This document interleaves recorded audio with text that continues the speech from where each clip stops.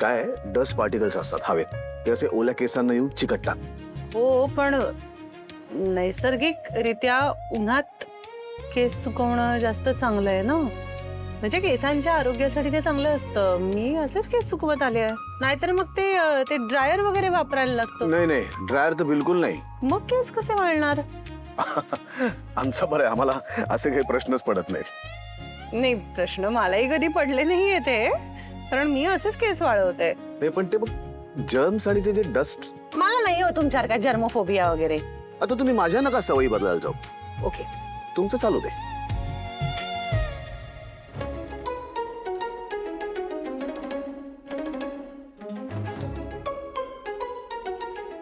चालू दे तुमचं.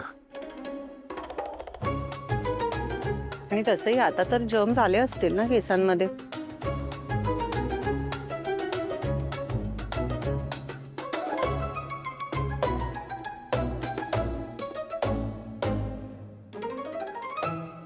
यांनी बॉक्स उघडला नाही वाटतं अजून.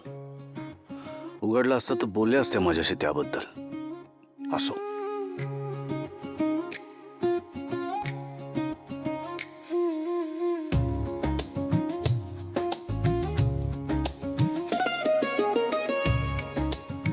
हा बॉक्स तुमचा आहे का?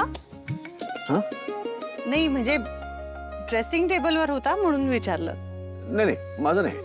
माझं असं तर माझ्या कपाटात असतं. मी असं वाटेल तिकडे वस्तू ठेवत नाही माझ्या.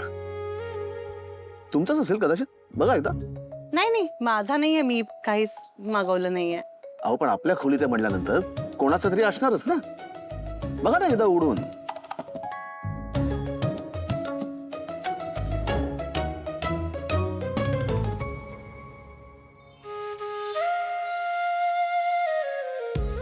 अरे वा, रेडिओ. अरे वा, रेडिओ. तुम्हाला काहीच माहित नाही ना? नाही ना. ठीक आहे, मग मी आजीना पटकन थँक्यू म्हणून येते. एक एक मिनिट. आजीला कशाला थँक्यू म्हणायचं? तिचा काय संबंध आहे? मग कोणी आणला?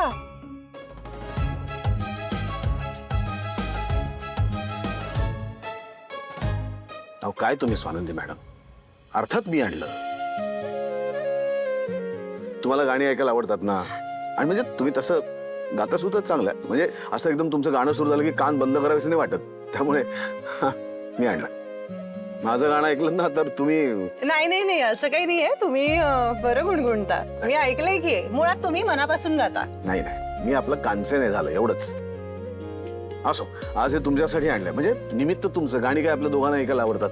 पण मग आधी का नाही म्हणालात?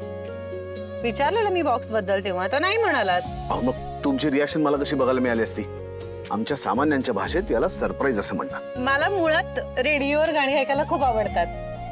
माहितीये मला, म्हणूनच आणलाय. मी आणि बाबा ना तासन तास गाणी ऐकत बसायचो. बघा, लावा बघू कुठलं गाणं त्याच्यावर लागतंय.